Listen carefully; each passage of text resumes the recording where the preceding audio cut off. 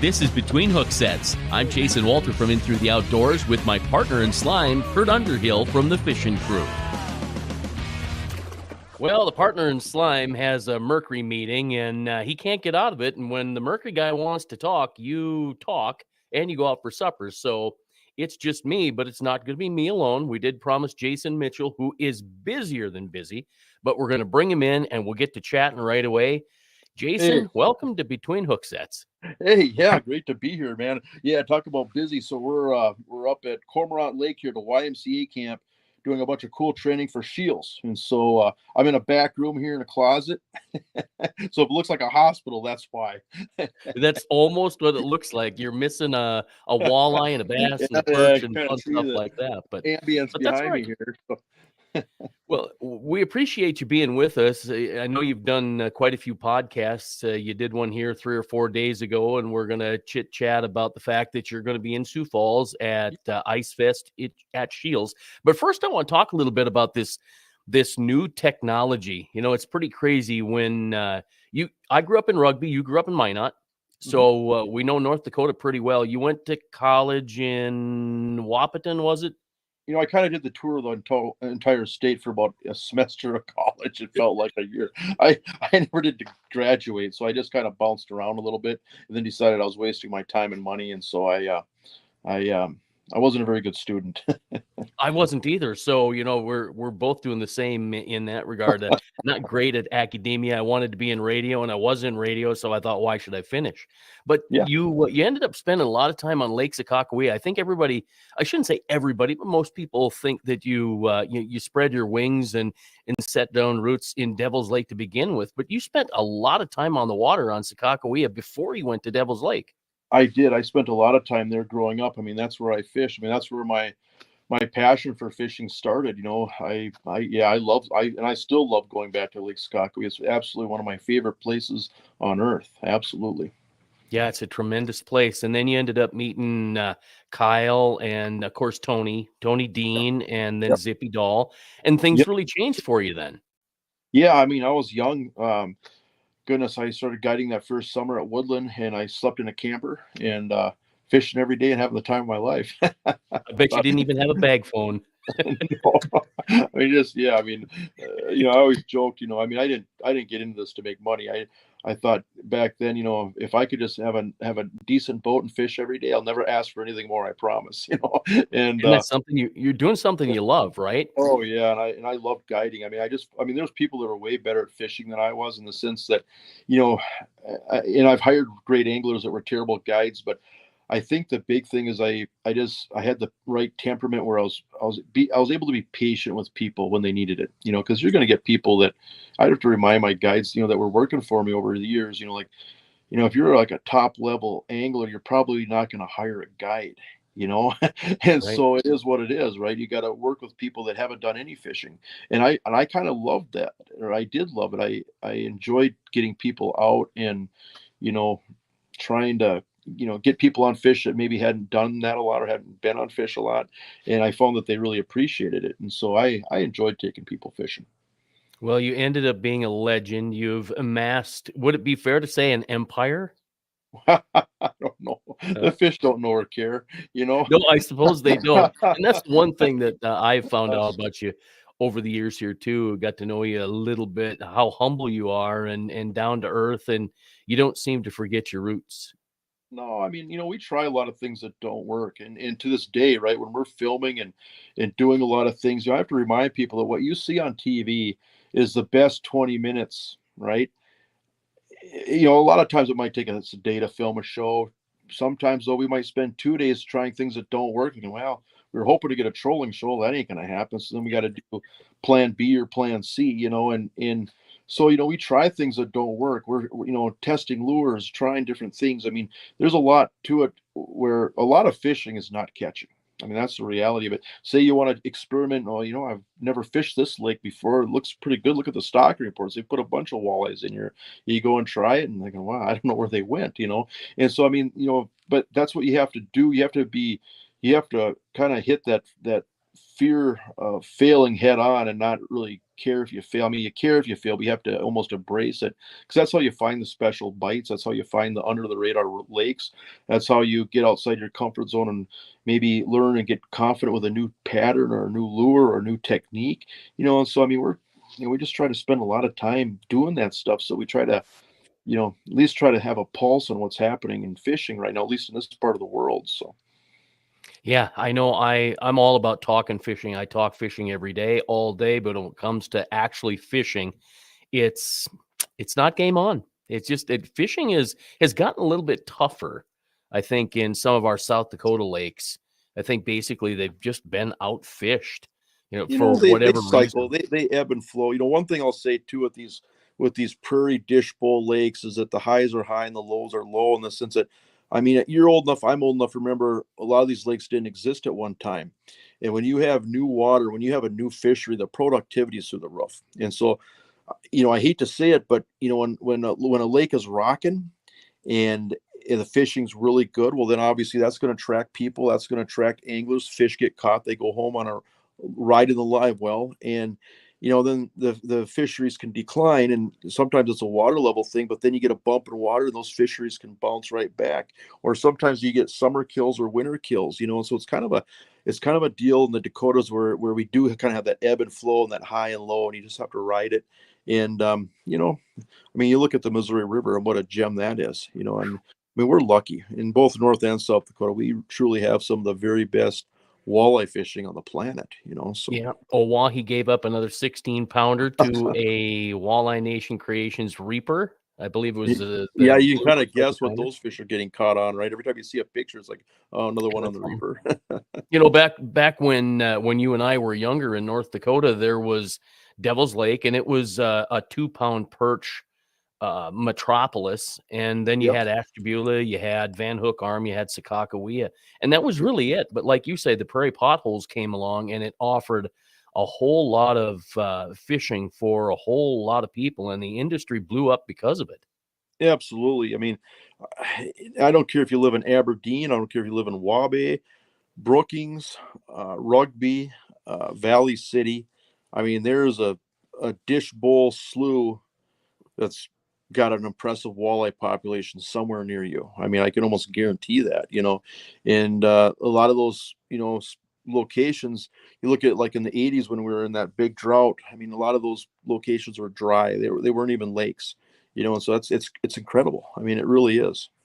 Yeah, it is. I've got a little spot that I kind of keep to myself in late September, mostly October. I pulled a 20, 224s and a 29 off it, and I was there alone, and I had an absolute blast, and I hope it never goes away. But that area has ebbed and flowed as well. It's Mhm. been very good, and last couple years, last year was pretty good, but years before that, pretty slow. So I get the ebb and flow thing. Yeah, absolutely. You just got to ride it. Right. I went back trying to find some retro Jason Mitchell pictures, and honestly, I don't think you haven't aged a day since the day you started, really. It's amazing. Every picture of you looks exactly the same. And well, there's no point in having 10 or 15 pictures. I might as well just I'm have just one using good the one. same fish in the same picture. Right. I love it. I don't know if you had a chance to see. Well, I guess Mark's got another comment here and a question actually. Do you guys feel a forward-facing sonar is affecting fishing and scares the fish? Jason, I'll let you handle that because I'm not an expert. Well, I'm trying to learn as much as I can too. There's a lot of controversy. Like, I don't know if you've been following some of the YouTube stuff, as far as, some of the younger YouTubers, some of the older crowd, they're, uh, debating, and it's getting kind of nasty and kind of contentious at times, which I'm not really into that. But, my thoughts is, you can't slow down or stop technology. I mean, I look at how much map chips changed fishing, right? Right. We can Right. argue that, boy, there was a 5-year stretch where every NWT tournament was won by somebody with a map chip.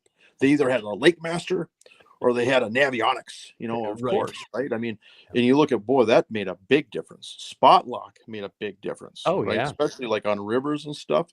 I mean, it used to be where, a lot of the people couldn't control their boat and weren't a threat. Now you just find somebody that's catching fish. I can realistically, if I have no pride or integrity, I could just pull up 10 feet behind somebody and spot lock. you know, and that's changed fishing. And so I think forward facing sonar is just another tool, but there's a lot to it. I don't think you can fall out of a tree and buy a forward facing sonar and all of a sudden just slap it on your boat and think that you're going to beat a guy like Tom Wynn or some of these guys that are really good at it. Hoyer, Dewey Jelm, Max Wilson. I mean, there's some guys that are phenomenal forward facing sonar anglers, and some of those you almost have to reprogram and relearn how to fish. But with that being said, you know what's going to happen when everybody starts using it and doing the same thing? The person that does something different is going to win a tournament, right? And so Yep. if all the smallmouth anglers, if everything's won on smallmouth offshore forward-facing sonar, what happens when a 100-boat field is doing the exact same thing in the same spots? Somebody pitching a dock is going to win. That history has repeated itself over and over and over with that regard, right? And so I think it's just another tool. But one thing that I'm seeing, and it's pretty dramatic, and it's fascinating, really, because you're dealing with a fish, the brain the size of a peanut. Is yes, there are times where it definitely spooks fish, and there are times like I'm seeing it like in places like Minnetonka, which is in Minneapolis, heavily pressured lake. I'm even starting to see it on Leech Lake and some different places where if I keep that forward-facing sonar pointing at the fish, they either just drift away, and I'm always trying to chase them like I'm chasing ghosts, or if they're say 3 feet off the bottom, they just sink right down to the bottom. It's almost like it turns them off, And so I'm seeing that. Then there's other days, other situations where it has no effect on them whatsoever, and you can watch them follow a glide bait right back to the boat and hit it right below the boat, So, but it's just like a boat spooking fish. There's sometimes where the prop attracts fish. There's times where you'll run a bottom bouncer in 6 feet of water right below the boat and catch all the fish you want. And there's other times where you can't get within 30 feet, 50 feet of a fish with a boat, and so, but it's definitely a learning tool. I've learned a lot from forward facing sonar. Like I had no idea how much fish were moving. Isn't it amazing? It amazes you. Or the other Unbelievable. thing is how much fish push down from the presence of the boat. And since you're marking fish with 2D sonar, and you go up the tip of a point, and there's 3 of them sitting there, and you just think, oh, there's 3 fish sitting on the tip of the point. But how often when you go right back over that spot, you don't mark 3 fish again, right? Right. And so it should have stuck in our head that they're moving more than what we thought, at least myself. But when you put that down, you can see how fast they're swimming and how much they're moving. It blows my mind. And then the other thing is how often I'll see fish say 3, 4, 5 feet off the bottom, sometimes even more. And then when I come close to them, they sink down to the bottom. And when I go over them with 2D, they're a foot off the bottom. So I'm starting to fish off the bottom because that's where I'm seeing the fish. But the reality is the fish were higher before I bumped them with the boat, and so, you just learn so much, but, it's not going away. It teaches you a lot, but it's not the end all be all. I mean, I don't Yeah. know, and that's part of the debate is, oh, there's no mystery left and it's going to ruin fishing. And, it's like, come on. I mean, there's people that can remember when monofilament was brand new. They went from black Dacron line to monofilament. Right. What a breakthrough that was. And you know what? Fishing was never going to be the same, and I mean, we've seen that over and over. I mean, history has repeated itself over and over, when, Lowrance was, the green box was brand new and was going to ruin fishing. And, the fish adapt. I mean, think of it this way, or the other argument is that it's going to be a rich man's sport. Okay. Hey, where you live and where I live, some of the very best fishing at times is from shore. Okay. And there are so many times in the spring where the shore anglers are going to clean your clock. Okay. Yeah. You Right. got Isn't that the truth? Oh yeah, think about it. Yeah. You got $100,000 Ranger boat. You can put in a boat ramp over here, but there's a causeway and a road that was raised, and the guys that are shore fishing are fishing on the other side of that causeway that you can't get your shiny boat into, and their Right. water temperature is about 8 degrees warmer, and that's where all the fish are spawning. Yeah, Yep. Yeah. sign me Right. up, right? And Mark, from my novice standpoint, I put a quote on my In Through the Outdoors page. It said, "Live sonar, it's a teacher. Pay attention to what it's telling you, learn from it, and respect the knowledge it's giving you." And really, that's what it comes down to, I think. Yeah, but I mean, I've been to many places like this. So in the Dakotas, even in Wisconsin, and the tributaries coming out of Green Bay, where the short, maybe it's people, casting baits after dark with waders, whatever it is. But there's, and a lot of it's confined to the spring, sometimes the fall. On Devil's Lake, and there's other places in the Dakotas, you can catch fish from shore all summer. But it's good fishing, And you think about that. Okay, what do you got into that? An ugly stick and a $2 mimic minnow. You Right. know, I mean, you catch all the, you can catch a lot of fish doing that at times. And so fishing's whatever you want to make of it. That's the beauty of it. And you know what? If I lived in Minneapolis and I wanted to experience the best bass fishing in that area, I guarantee you, I think I would find it with a kayak. If I Yeah. could Isn't dump that in the off a truth? road and fish Right. some little mostly private lake that has no public boat ramp, Right. sign me up, right? And so Right. fishing's whatever you want to get out of it. If you're obsessed with learning and learning equipment, learning more about fishing, whatever, you can embrace this technology.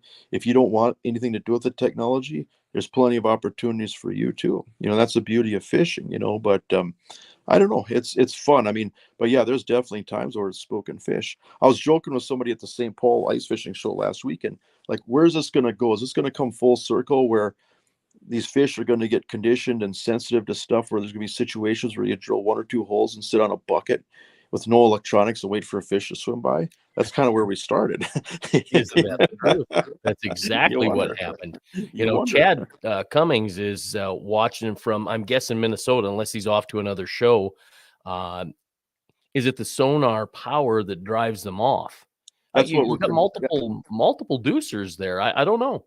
Well, that's what everybody's concluding. I mean, it just seems like it has just a high. It's like fish can sometimes feel, but it's not.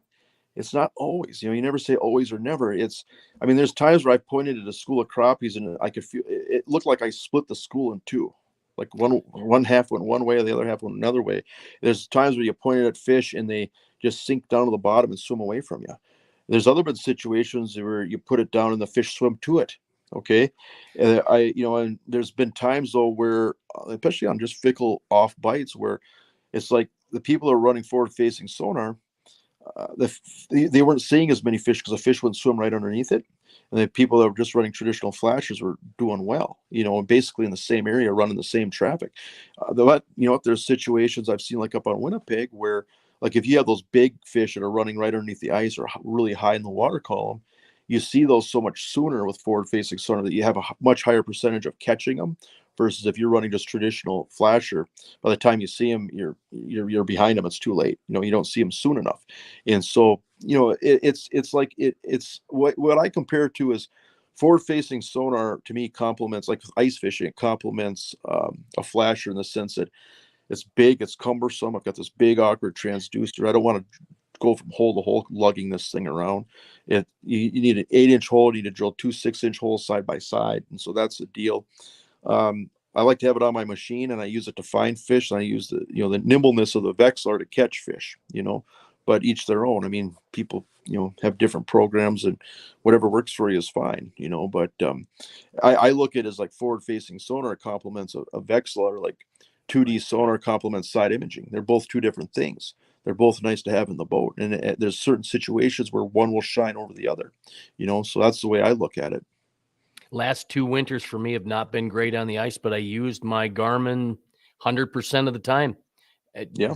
didn't touch my my Humminbird, didn't grab the helix, and now I will bring the helix out. I'll use the Garmin to determine which way the fish are coming from, where they're going, find the path, and then try to set up on them. And I'm going to use my Humminbird. Absolutely. I mean, That's to me, for that's me. the system that works the best because you're taking the best of each unit, and just because they get cumbersome, I mean, say if you're carrying an auger, your rod, and your electronics, and you're moving around, when you're lugging forward facing sonar around, and then the pole, and the transducer, and everything, it's just ick, Whereas if I just leave it on my machine, either the back of my 4-wheeler, side by side, snowmobile, whatever I'm doing, I just leave it in an area, and especially it really shines if you have a couple people and you're using a teamwork approach, or one person's running I call it the gun, where you got your arrow pointing which way you're looking at forward facing, and then you're walking somebody in on fish. Okay, it's almost like walking in artillery. Then they drill a hole right over the top of them. They didn't spook. Oh, perfect. And then you can fish them. And so to me that really works well. One person runs it, walks the other person, and then you just kind of keep tag teaming, and it just shines. But then that way you're not having to lug that all over the place. You just have it, and that's the whole key is, if you use it right, you're finding fish faster, drilling fewer holes is the whole key. It is a heavy boat anchor, even with a lithium battery. It is Oh heavy. yeah, It Yeah, is just so the cumbersome. black box, and Yep. it's like carrying a bowling ball bag with a, yeah, I mean, it's, and the other thing is, there's sometimes, for example, you get uneven bottoms. There are certain situations where fish don't show up well either. Like when we're in really deep water on Devil's Lake and we're fishing for perch that are right next to the bottom, it's really, really hard to see perch on forward-facing sonar in that situation. Okay, if you get suspended crappies in less than 20 feet of water over a bowl or basin, it's deadly. Well, any depth really. I mean, less than 30 feet, it's deadly. But deeper fish, for example, it can be really tough. Really uneven bottoms. It's almost like you'll see them come in and out of the bottom, like worms burrowing in and out of the dirt, where they just Yeah. disappear and then they pop back up. And there's really big blind spots with forward-facing sonar because you're looking at such a big area. And so yeah, and even water clarity, affects your sensitivity as far as how much stuff you're getting, like a lot of particles and stuff in the water. You got to mess with your sensitivity, and you can turn your range out to 200, but the reality is I'm only seeing good out to 70, and then I'm kind of losing everything. So it's just learning it and figuring out how to use it. Yeah, and I think too many people are using too many filters. You're trying to clean up the screen, and you'll watch your jig, and it'll follow you up a second and a half late. If that's the case, you have things way too filtered. I think where you're talking about missing fish on the bottom. I've fiddled with focus a little bit, and that has helped me a little. It doesn't completely clean it up, but Hmm. you got to know and understand the machine. You can turn them on and leave them, but if you understand the machine you're using, whether you're using the Lowrance or the Humminbird or the Garmin, there are tricks to each and every one of them. I think there's a little less stitching on the Humminbird, but that's just me, again, a novice opinion. Hmm.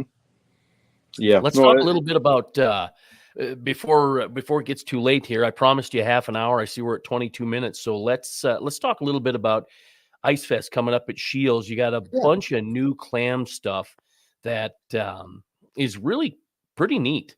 Yeah, I mean, Clam nailed it this year. I mean, obviously they've got awesome shelters. We've got an exclusive lineup with Shields. It's just been a hit for many years. I mean, they got some great gear, and then new float suits that are way better than anything that we've ever had in that department. Some new lures, new tackle, some new rod and reels. I mean, they've got a lot of stuff going on. And neat thing about Ice Fest is obviously there's great deals, great prices that everybody goes gaga over. But there's factory reps on hand. You can compare different brands. You can really make a good educated buying decision that you feel good about, where you got the right tool for the job as far as what you need that for, by just all the information that's there. I mean, there's seminars, there's factory reps, there's gonna be a lot of product, and there's great deals. And so it's kind of the perfect storm. And you're going to be there at 10 o'clock on Saturday. Yep, we're going to be talking walleye fishing at 10 o'clock. And so it is a seminar. I think you have to pre-register, but don't quote me I on think that. so. Yeah, Okay. I think they like you to pay. It's either 10 or $20, and then And then you get a get a gift card. $20 gift card. So it Yep. doesn't And really just, cost you yeah, anything. so I it's, like it's how just, they do that. yeah, well, it's limited seating. I mean, they got like a nice conference room, but it's like 50 chairs or whatever. Usually we fill it up, but just a great opportunity. And I'll be there most of the day on Saturday talking fishing. So, yeah, I've been on the ice, yeah, a fair amount already, and so we'll have lots to talk about. It's kind of a fun deal to get everybody excited for. So, Yeah, no doubt about that. I guess Chad's talking here about the Jason Mitchell 5-sided hub. Tell us a little bit about that one. absolutely. Well, we made it a 5-sided hub just to kind of open it up and create some more room, especially for third, fourth person if you're fishing. I also use it for ice camping, but what I love is, it's 900 denier fabric, so it's warm. Okay, it doesn't take hardly anything to heat that hub up, even though it's quite a bit of fishable space, and there's not that much condensation because of that thermal fabric. But the biggest thing is between the poles and the hub assembly itself, biggest hub assembly in the market, strongest flex tested poles in the market. So it's just a rugged, heavy duty shelter. If it's blowing out, if it's windy, it's cold, it's kind of that, I always joke in North and South Dakota, we don't put the wind on the brochures sometimes. We don't put 30 below on the wind sometimes. That's what Right. you're dealt with. If you're not going to fish in that, you're not going to get to fish at all. That shelter in particular is going to do it. And I love hubs for lake trout fishing. I love them for base camps for when I'm pike fishing, walleye fish. I need to spread out dead sticks. There's a lot of different reasons I use that hub, but it's a good one. I love that when people want to go chasing Walter. That's fantastic. Let's catch those walleye. Let's do that. Hey, Your parents were brilliant naming you that. You realize that? wasn't that something? I mean, that was a good one. That's that serious North Dakota knowledge there, and that good German upbringing. They just knew exactly how to name me, no doubt. They Hey, congratulations on your award here. Well, thank you. It's fantastic. It's the Image and Excellence Award. Is that what it was called? Yeah, and I was completely surprised. I had no idea I was getting any kind of award. I knew it was the 30th anniversary of the show, which is hard to believe, and I know that they were going to kind of dedicate the show to Dave Gans, which is very fitting. And I was actually kind of excited to honor Dave at this 30th anniversary St. Paul show. I mean, I think that's going to be really cool. I know Dave enough to know that, I mean, he's the most humblest person on the planet, but he would never nominate himself for an award of any type, right? And so for other people to acknowledge him, I think, he appreciates that. He's definitely deserved it. So I was all excited to celebrate Dave, and they gave me a plaque and and I about award, and I about fell over. Like, well, what's this for? So yeah, it was an honor. I was excited to get it, and definitely a fun weekend. So yeah, I thought it was fantastic. It was fun for me until I got home and got sick. But Mark's got another one here. Jason, what approach would you recommend for someone headed to Devil's Lake ice fishing for the first time? Well, I tell you what, whenever I go somewhere, I try to gather as much information as I can, whether it's just snooping on Facebook groups. If I know anybody in the area, I'll make a few phone calls. So, try to gather information any way you can. Even, you can call bait shops, and, if I'm on a really good bite, I'm not going to run to a bait shop and tell them. That's just the reality of it. But the bait shops are going to, no matter where you go, they're going to try to do their very, very best to try to help people catch fish, because it's only in their best interest. Okay. And so you can get information that you can glean off of bait shops, guide service reports, whatever it is. And so gather your general information. And then, like on Devil's Lake, if you're walleyes, don't be afraid to fish shallow structure, especially at morning and evenings, often less than 10 feet of water, any type of classic flat point. Some type of a shelf that drops off into some deeper water is good, especially if it's got some rock or a harder bottom composition.